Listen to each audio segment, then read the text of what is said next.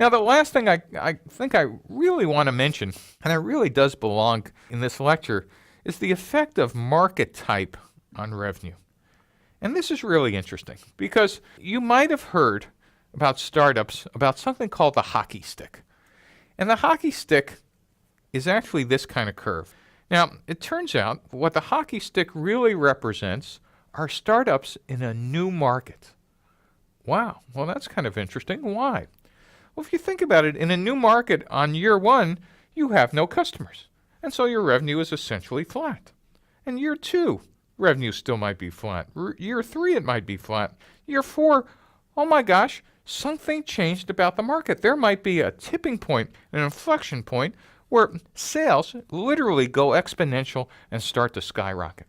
What happened is a market that didn't exist, all things have just come together, and it's become the year of online education, or it's become the year of the network, or it's become the year of the mobile phone or smartphone.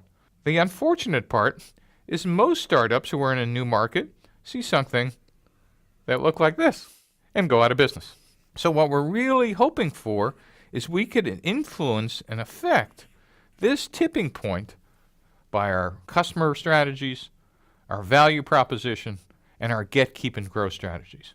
But the key idea is we want to hoard as much cash as we can because almost no startup in a new market can affect the diffusion of innovation by itself. Other things need to happen. And by the way, this little bump in year one, this represents the fallacy in new markets. Because in almost every new market, you could find crazy people just like you who'd be happy to buy one for their lab or their home or something, or just such early adopters, they want to have one. And startup founders look at that curve and say, look, it's just going to look like this, and start scaling their sales and marketing and spending, and then it all collapses again. Because it really was just an early adopter sign, not mainstream adoption. So we want to be careful about what our sales curve looks like. Now, what's really interesting is if we're in an existing market, and remember, in an existing market, what do we know? Well, there are customers and there are competitors. And what we have is, by our definition, a better or higher performance product on axes that the customers have defined. So our job in an existing market is simply year after year, if we execute pristinely, simply to take share away from the incumbents.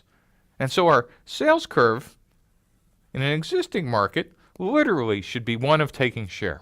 And finally, in a resegmented market, this is kind of a hybrid of both new and existing.